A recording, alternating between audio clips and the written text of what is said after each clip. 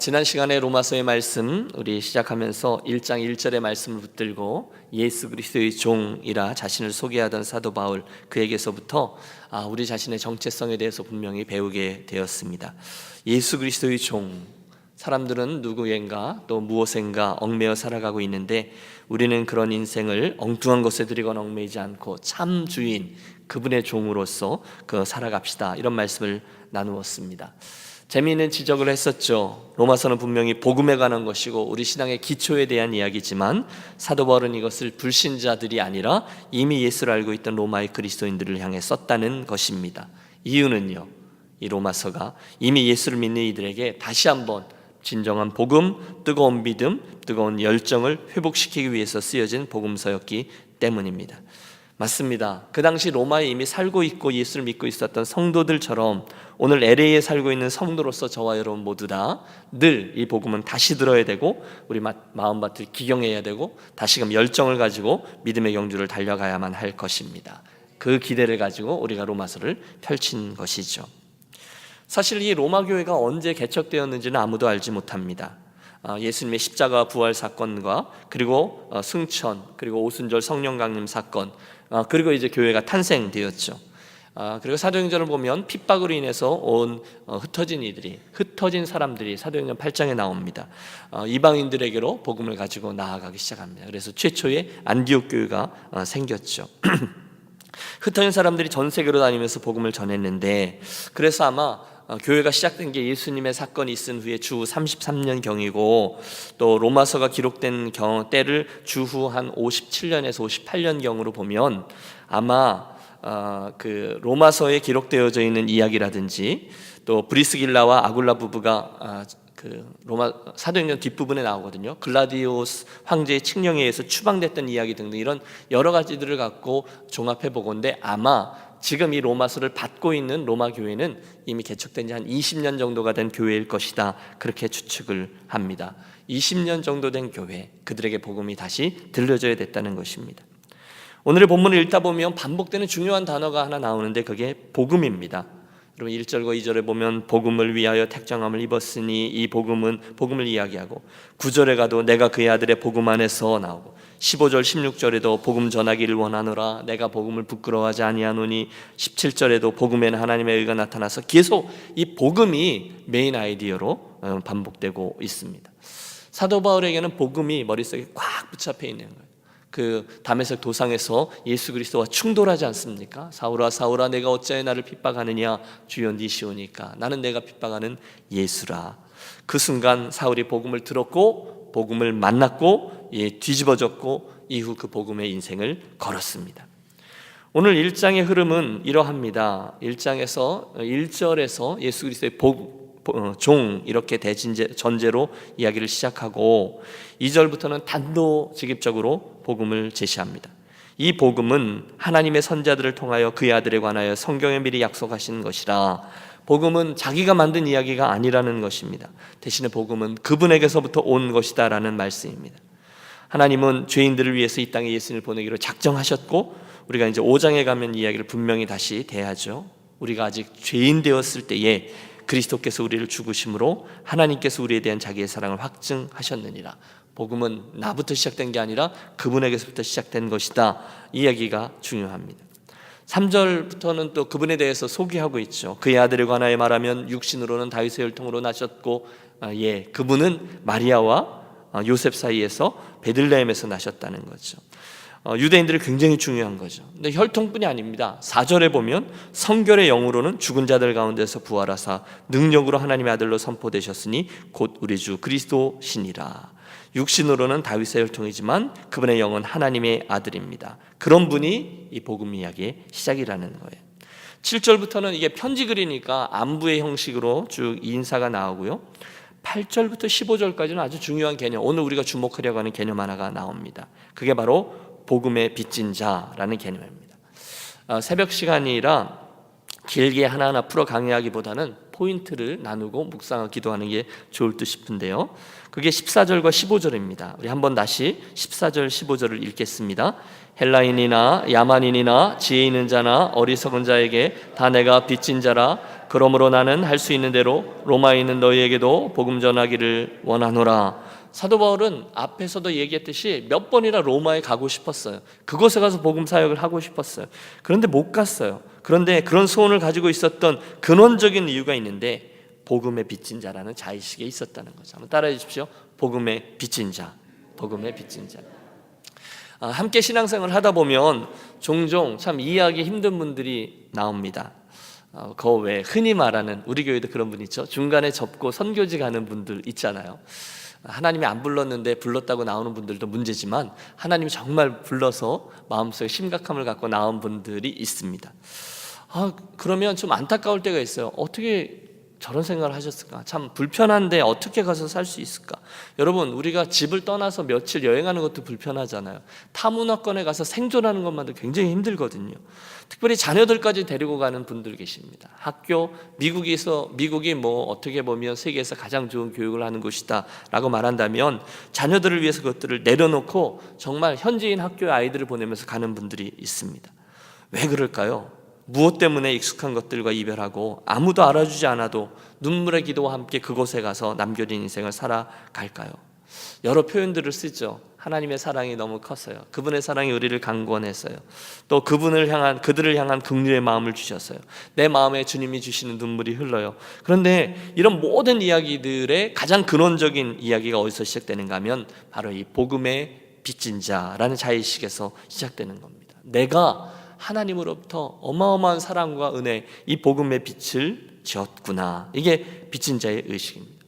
사도 바울은 그 의식이 일평생 분명했습니다. 자기가 과거에 예수 믿는 자들을 핍박했다는 것을 그는 잊지 않았어요. 스데반이 돌에 맞아 죽어가는 장면, 그 옆에서 주동자의 한 사람으로서 옷을 지키고 있었던 그 장면을 잊지 않았어요. 그런 죄인 중에 괴수였는데 어느 날 하나님의 은혜로 값없이 용서를 받고 용납을 받았다. 이게 그런 의미에서의 빚입니다. 자기는 복음의 빚진 자라는 거예요. 또 예수님의 피에 대해서도 빚진 자라는 거죠. 자기의 죄 때문에 십자가의 죽으심으로 용서의 길을 가신 그 그리스도의 피 흘림에 내가 빚졌다는 거예요. 그래서 그 빚을 갚아야 된다는 거예요. 그래서 15절에 보면 나는 할 수 있는 대로 로마에 있는 너희에게도 복음 전하기를 원한다, 이렇게 외치고 있는 겁니다. 그의 서신서들을 보십시오. 사도행전을 보십시오. 빚진 자의 심정이 그의 메인 아이디어였습니다. 여러분, 빚지고 살아보셨습니까? 빚을 어떻게 정의하느냐에 따라 다르죠. 이민자로서 몰개지 없는 분이 어디 있으시겠어요? 차도 그렇고 집도 그렇고. 그런데 그런 거 말고 정말 빚이요, 쪼들리는 빚 말입니다.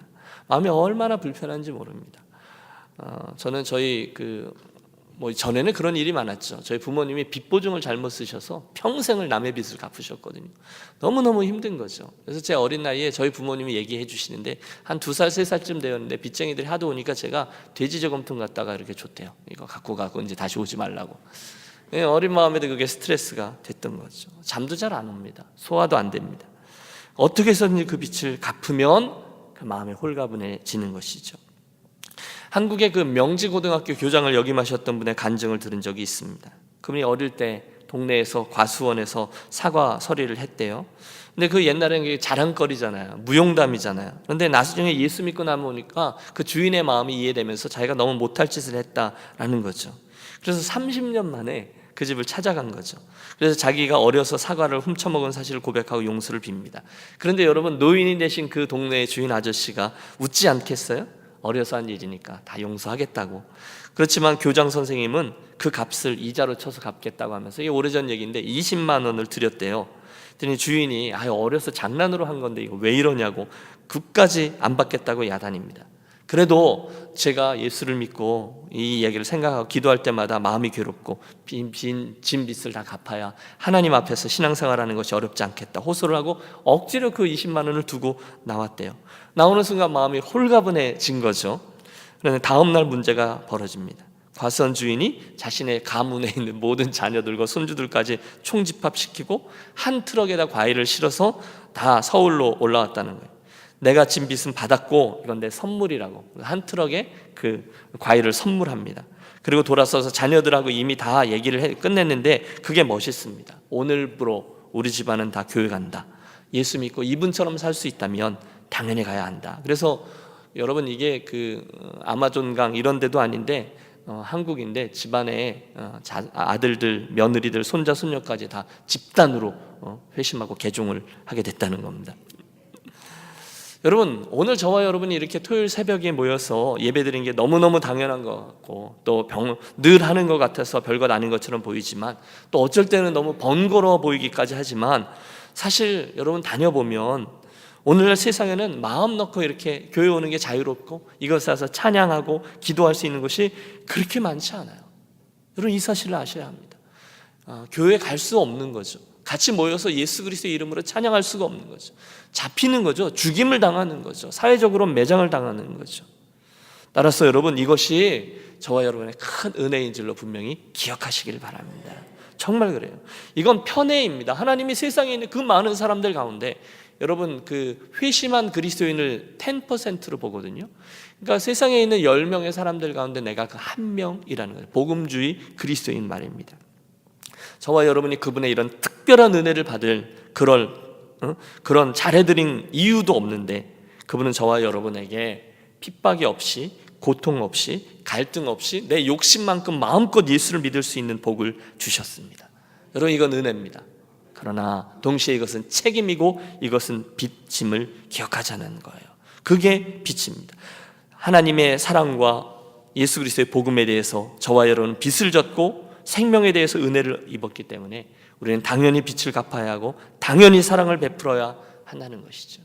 그런데 우리가 그 비하의식을 자꾸 잊을 때가 많아요. 나는 천국행 티켓을 따놓았으므로 이제 남겨져 있는 인생은 여러분 그것은 빚진 자의 심정이 아니라는 것입니다. 우리는 그 우리는 그 금송아지죠. 광야의 그 금송아지 사건 이후에 모세가 하나님께로 향해서 산을 올라가 자기의 생명을 내어놓고 기도하던 장면을 기억합니다. 하나님, 차라리 내 이름을 주의 생명책에서 지우시고 내 동족들을 용서하여 주옵소서. 만약에 그렇게만 될 수 있다면 주의 생명책에서 제 이름을 지워도 좋습니다. 그때 그 지우다가 멸망하다인데 쓰레기 매립장에서 모든 걸 다 태워버린다는 그런 의미예요. 완전히 내가 그렇게 없어지더라도 이 사람들을 구원할 수만 있다면, 이 사람들을 향한 저주를 끊을 수만 있다면 내가 그리스도에게로부터 끊쳐질지라도 원하는 바로라. 사도 바울도 똑같은 기도를 하였습니다. 로마서에 나옵니다. 그게 하나님이 오늘 저와 여러분의 가졌으면 하는 철든 자의 그런 마음일 것입니다. 이 아침에 그래서 여러분 우리가 그런 빚진 자의 마음을 좀 갖기로 하겠습니다. 우리도 이곳 LA에도 수많은 빚진 자들이 있습니다. 우리들의 가문에도 여러분의 가정에도 그리고 특별히 우리의 사랑하는 아이들 가운데서도 아직 선교지들이 남아 있습니다. 문제는 그들이 하나님께로부터 잃어버려져 있고 주님을 떠나 있는데 자신들이 잃어버려져 있다는 사실을 잘 모른다는 것입니다. 그리고 더 심각한 건 우리가 그걸 아무 문제 없듯이 살아간다는 것입니다. 그러나 이 아침 기억하겠습니다. 거기가 선교지인 것이죠. 그리고 그들을 향한 빚진 자의 마음을 우리가 품는 것입니다. 오늘 우리들에게 필요한 것이 빚진 자의 마음이라고 말씀을 드렸습니다. 여러분 저와 여러분들에게 어떻게 복음이 전달되었는지는 저는 자세히 모릅니다. 그러나 그들에게 빚진 자의 마음을 가져보십시오. 저 같은 경우는 저희 부모님을 통해서 신앙을 물려받았습니다. 그리고 제가 빚진 이들은 제가 어릴 때 자랐던 교회 공동체의 목회자들입니다. 그러면 그 빚을 제가 갚아야 된다는 것이죠. 목사님 힘들고요, 어렵고요. 그런데 여러분 이게 빚이라고 생각한다면 우리가 아무리 어려워도 회교권이나 동구권에서 몰래 예수 믿는 영혼들보다 어렵지 않을 겁니다. 우리가 아무리 불편해도 그들에게서 복음을 전하는 선교사님들보다 불편하지 않을 겁니다.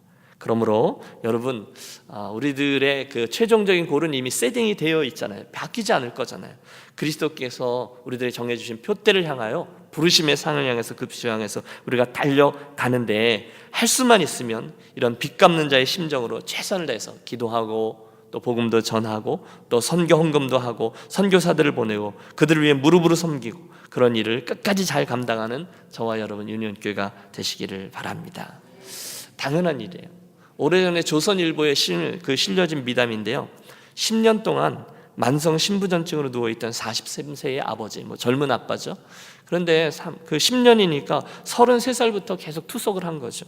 그런데 더 이상 갈 수 없어요. 근데 그의 16살 날 고등학생 아들이 신장 하나를 떼어내어 아버지께 주었습니다.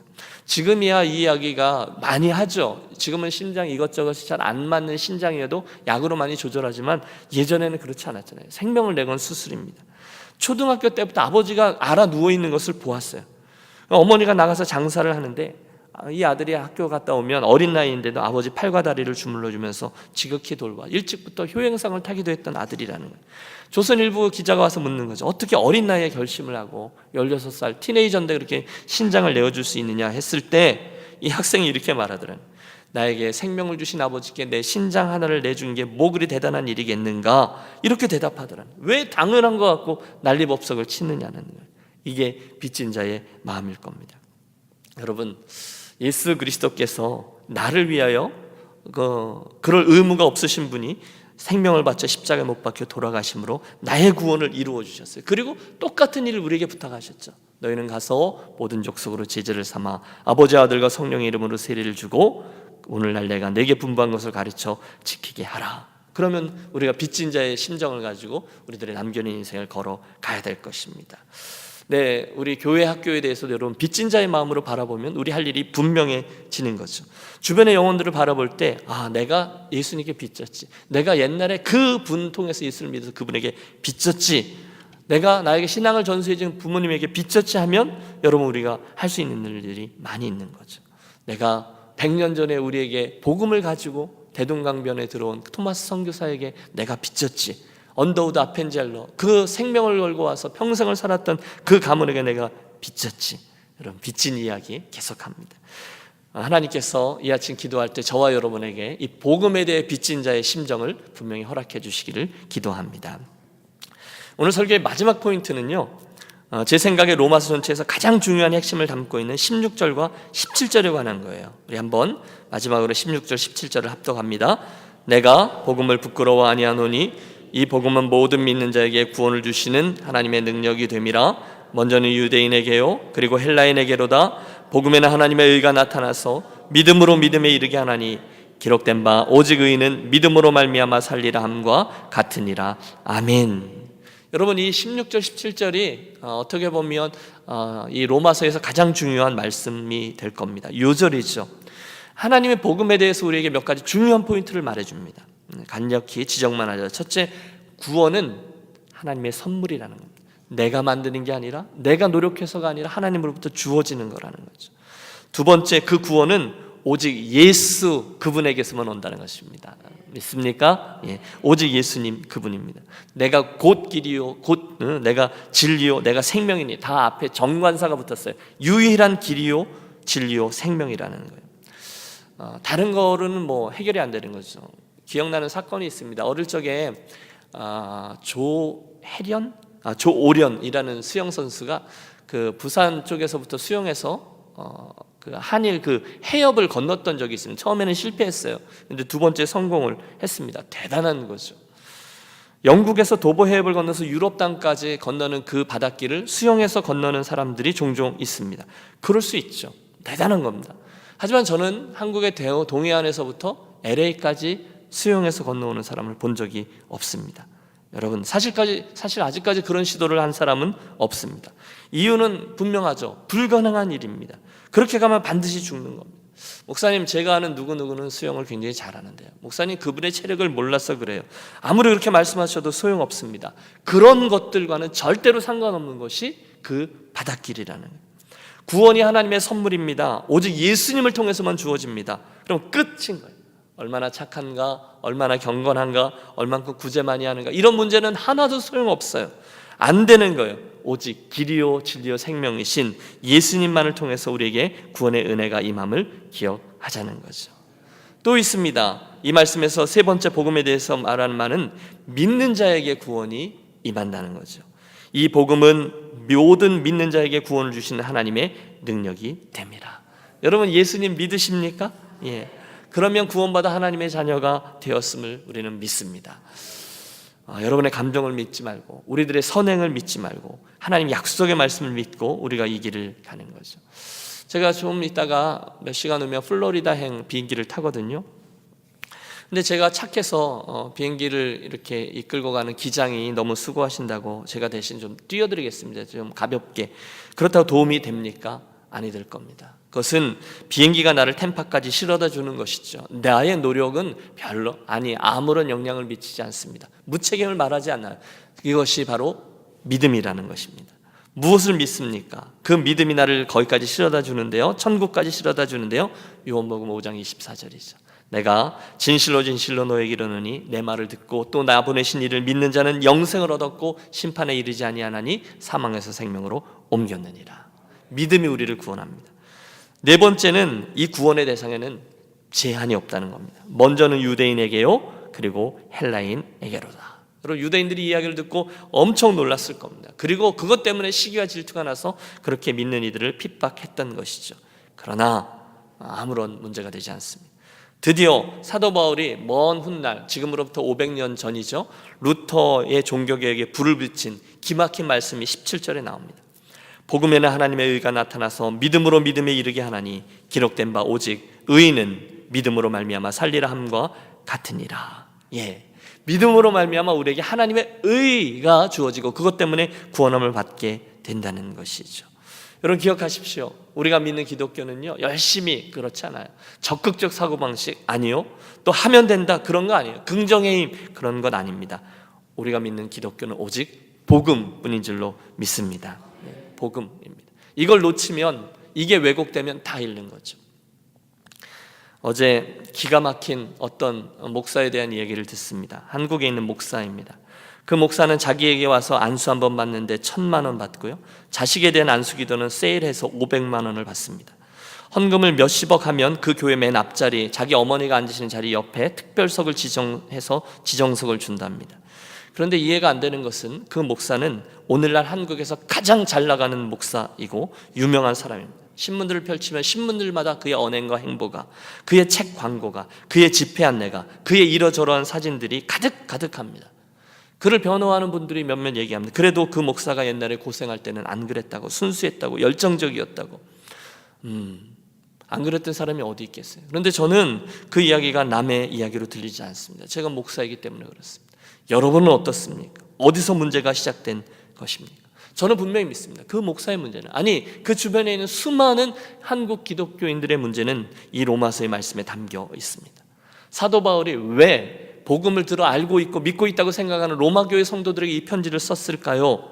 너희들 복음을 제대로 듣고 제대로 믿어야 한다라고 외친 것이죠.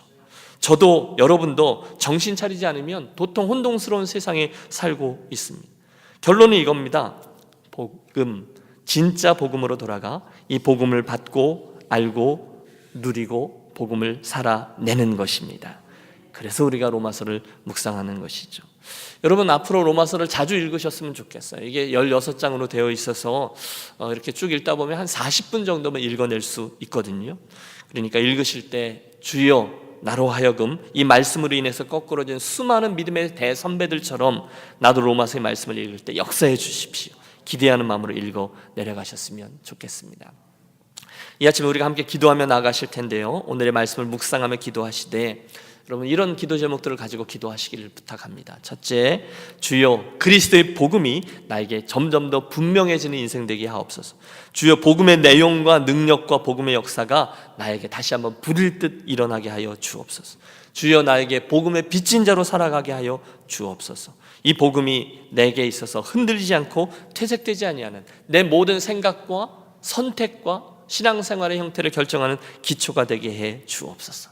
이렇게 본질을 붙잡고 기도하실 때 주의 성령께서 저와 여러분의 기도에 뜨거운 열정과 은혜를 회복시켜 주실 것입니다.